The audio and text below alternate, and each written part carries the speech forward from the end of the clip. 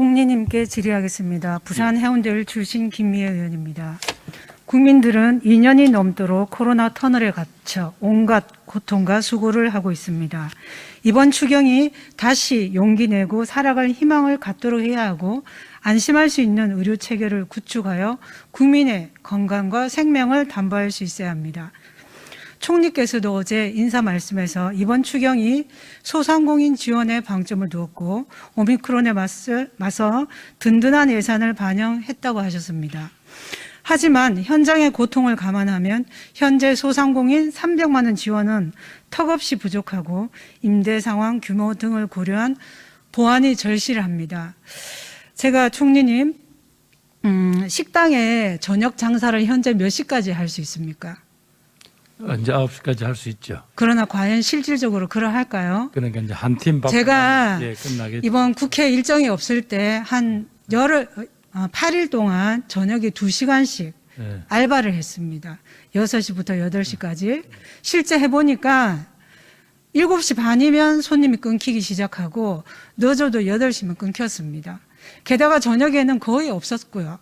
제가 간다고 하니까 손님들이 몰려왔는데 그러한 사정을 보면은 저도 과거에 식당을 운영했지만 처절합니다.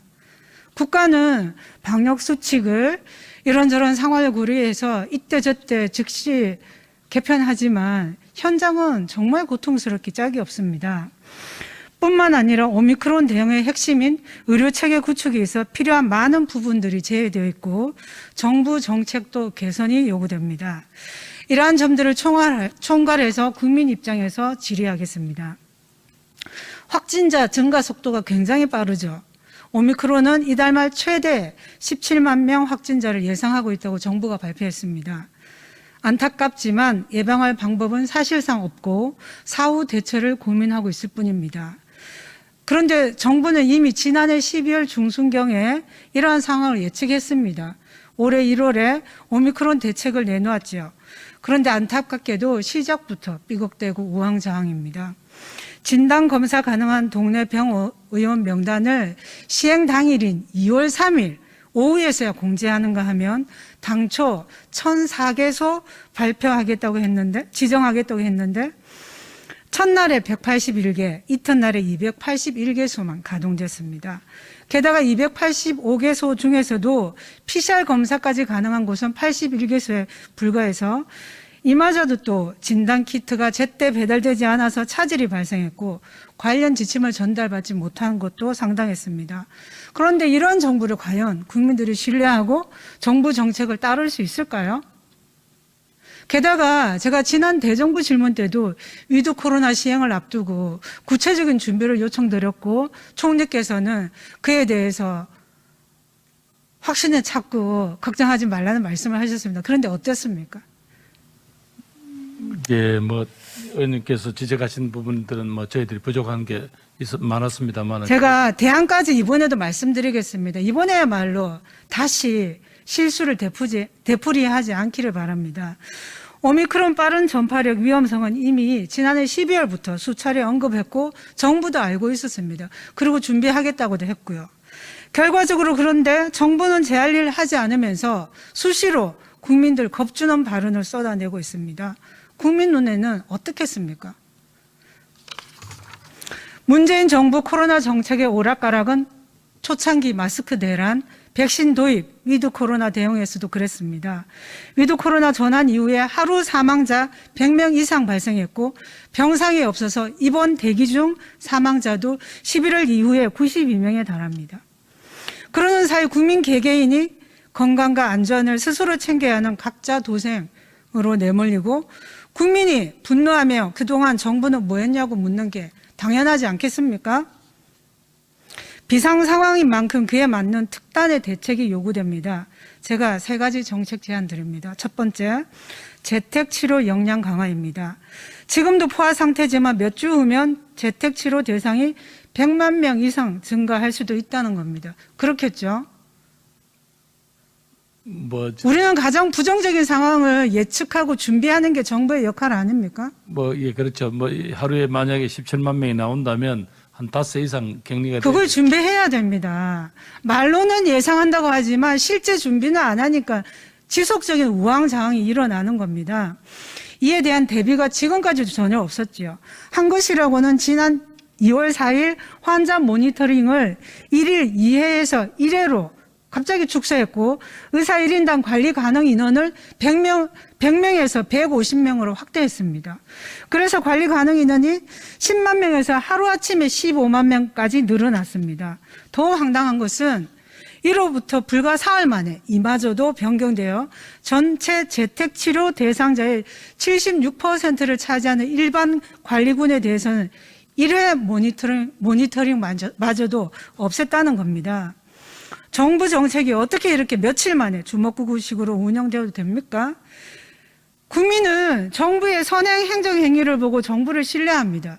그리고 예측 가능성이 담보돼야 됩니다. 지금 대한민국은 그게 없습니다. 재택치료 능력을 약 7배 확보했고 1일 확진자 약 21만 명까지 대응 가능하다고 브리핑했습니다. 변경된 거라고는 확진자가 4만 명에 육박한 거 이것밖에 없습니다. 그런데 사흘 만에 10만 명에서 15만 명, 이제는 하루 확진자 21만 명까지 재택치료가 가능한 마술을 부리고 있습니다. 정말 민망하고 송구하지 않습니까? 뭐가 달라졌습니까? 아마 국민 스스로가 좀 책임지는 부분이 좀 더 커졌다. 이렇게. 그러면 정부는 제대로 준비 못한 거 사과해야 하고요. 그에 대해서 지금부터라도 이렇게 해 주십시오 하고 국민들 인식 전환을 요구하는 것을 구체적으로 당부해야 되지 않겠습니까? 어제 발표된 개편된 방역 체계는 한마디로 자포자기 국민들 알아서 해라는 식입니다. 총리님, K방역의 핵심이 3가지죠. 뭡니까? 3T, 예. 추적, 예. 검사, 치료입니다. 예. 이거 사실상 폐기된 거죠. 지금 3T 작동됩니까? 더 이상 지금 안 되죠. 예, 그러면 K방역의 실패입니까? 불가피한 조치입니까? K 방역이라는 게 그 시간까지 지금까지 우리가 견뎌오는 데는 저는요, 우리가 국민들 앞에 그런 말이 아니라 실질적인 정부의 정책, 예측 가능하고 신뢰할 수 있는 정책 마련이 더 중요하죠. 지금 K방역이 어디 있습니까? 3T도 무너졌는데. 의원님, 그래 또 그 시기에 또 그런 방식으로 통해서 국민과 정부가 일체가 돼서 오히려 그런 것들에 갇혀서 국민들 더 힘들지 않았을까요? 혹시 그런 점에서 저희들이 국민들의 마음을 혹시 제대로 못 읽은 부분이 있다면 그건 저희들이 부족함입니다만은 그 시기에 그건 아무 의미가 없었다. 그러면 지금 그것이 사실상 폐기되었는데 이게 불가피한 조치라고 생각하십니까? 일 확진자 숫자가 그러면 예. 총리님, 네네. 불가피한 조치라고 할 수도 있겠죠. 네. 그게 불가피한 조치라고 하려면 뉴스 속보 다루듯 전격 발표할 게 아니라 충분히 준비하고 국민들이 적응할 시간을 줬어야 합니다.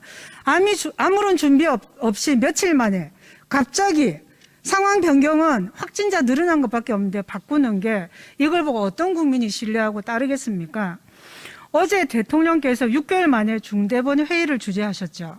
그때 뭐라고 하셨냐면 오미크론에 맞춘 방역과 의료 체계를 선제적으로 준비했다고 하셨습니다. 도대체 무엇을 선제적으로 준비했습니까? 뭐 했습니까? 우선 이제 우리 주변에 있는 동네 의원들이 어쨌든 준비 안 됐죠. 당초 발표한 것처럼 준비되어 있습니까? 1,800개소 준비되어 있습니까? 매일매일 신청 의원이 늘어나고 있습니다. 그러니까요. 작년 12월에 이미 다른 나라를 보고 우리는 준비할 수 있었어야 되고 그때도 골든타임 확보가 중요하다고 하셨으면 그거 준비되어 있었어야 합니다. 그리고 대한의협이나 전문가들하고 의논해서 준비하고 주간에는 병원은 접근성이 높은 병원에 가고 야간에도 응급 시스템이 마련되어 있어야 되는 겁니다. 그렇지 않습니까? 그렇게 준비가 된 지역도 있고 또 아직 부족한 안 된 데가 너무나 많죠. 이미 여당 의원들로부터도 그에 대한 비판을 들으셨지 않습니까? 네. 전화도 불통입니다. 60세 이상 50대 기저질환자 등 고위험군이 아니면 모든 걸 스스로 판단하고 대처해야 합니다. 4일 전만 해도 정부가 꼼꼼히 챙길 것처럼 말했지만 사실상 격리 의무만 남고 안전망은 사라졌습니다. 재택치료자 76%가 일반 관리군입니다. 재택치료 대상이 100만 명 넘는다고 가정하면 80만 명 이상이 그런 처지에 놓이게 됩니다. 그런데 재택치료자가 어떤 증상이면 진료를 받아야 하는지, 아니면 약국에서 약만 처방받으면 되는지, 어떤 상비약을 구비하고 있으면 좋은지 등 개편에 따른 세부 대응 지침도 없습니다. 있습니까? 지금 계속해서 그러니까 준비가 안 됐다니까요. 이걸 어떻게 이런 일이 있을 수 있습니까?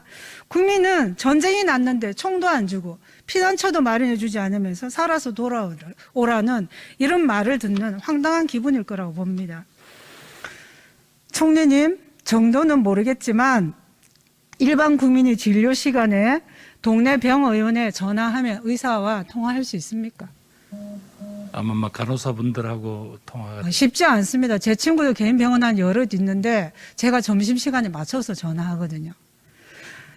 호흡기 진료 지정 의료기관이나 호흡기 클리닉도 대면 진료가 가능하다고 하는데 검사 대기 시간만 해도 지금 2~3시간입니다. 비대면 진료는 가능하겠습니까? 이런 상황에서. 현장 상황을 고려하지 않은 탁상 공론은 국민을 분노하게 하고 죽게 만듭니다. 실제 지난 6일 재택치료 받았던 고2 학생이 격리 해제 후 나흘 만에 숨진 사건이 있었죠. 예. 게다가 재택치료가 불가능한 경증 환자들이 입소하는 생활치료센터에서도 지난 2월 1일 설날에 의사가 아닌 입소한 동료에 의해서 연락이 안 돼서 확인해 보라 하니까 사망한 채로 발견됐습니다. 알고 계십니까? 네, 보도된 스스로 상태를 입력하는 모니터링 외에 최소 1회 전화로 환자 상태를 확인해야 하지만 입소 8일 동안 시스템상 등록된 유선 확인은 한 차례 불가했고 사망 당일 입소 동료가 전화 받지 않는다고 신고해서 발견됐습니다. 그렇다고 해서 의료진을 탓할 상황이 아닙니다. 왜냐하면 해당 센터에는 의사가 단 한 명인데 입소자는 183명입니다. 이것뿐이 아니죠. 다른 센터도 의사 한 명당 200명을 관리하는 사정입니다. 이렇게 부실하게 운영되다 보니 생활치료센터 사망자가 현재까지 6명입니다. 정부 방역에 세계 최고로 협조한 특별한 국민이 왜 이런 대접을 받아야 하는지 모르겠습니다. 정부가 제대로 특별한 국민에 맞춘 특별한 정부가 돼야 됩니다. 이제라도 반성하고 방역 빈틈을 최소화하는 방안을 마련해 주십시오. 고위험군 관리 범위를 지금보다 확대해야 합니다. 최소한 기저질환이 있으면 연령 상관없이 고위험군으로 분류할 필요가 있습니다. 왜냐하면 백신 접종 때는 기저질환이 있으면 위험하니 반드시 접종하라고 요구하죠. 그렇다면 확진됐을 때도 그에 맞춰서 집중 관리를 해야 하지 않겠습니까? 두 번째는 동네 병의원, 즉 호흡기 진료 지정 의료기관의 자발적 참여율을 높이기 위한 적극적인 재정 지원이 필요합니다. 어제 복지위에서 우리 당이 제안해서 한 곳당 2천만 원씩 시설 지원비를 지급하라고 우리 복지위에서는 통과됐습니다. 반드시 이번 추경에 반영되기를 바랍니다. 마지막으로 유용하고 정확한 정보를 제때 국민께 제공하여 국민께서 정확한 인식을 할 수 있도록 해 주십시오. 제가 질의가 많은데 시간이 다 가버렸네요. 게다가 코로나 백신 피해자는 심각합니다, 지금. 또 더 황당한 게 지금까지 인과성을 인정한 게 사망자는 2명, 중증자는 5명입니다. 이것이 마지막이 지난해 7월 23일입니다. 복지위 상임위나 국감 때 수차례 이 부분을 지적해서 백신 안전성위원회까지 만들었습니다. 그런데 백신 안전성위원회는 인과성 부인위원회로 전락한 것 같습니다. 지난해 7월 23일 이후에 단 한 건도 사망자, 위중증자 인과성 인정한 예가 없습니다. 이걸 어떻게 국민이 받아들이겠습니까? 또한 추경이 불효불급하고 정말 긴급하고 국민을 살려야 하는 추경이 되려면 최소한 4-1 치료를 받지 못해서 죽는 국민이 없어야 되겠죠. 이 백신 접종 피해자에 대한 치료비만큼이라도 선지원해야 합니다. 어떻게 생각하십니까? 뭐 저희들 나름대로 그 인과성이 입증되지 않더라도 저희들 나름대로 조금 지금 안 되고 있죠. 겨우 올해 본 예산에 3천만 원까지밖에 안 됐습니다. 반드시 치료라도 받을 수 있도록 하는 게 국가가 할 일입니다.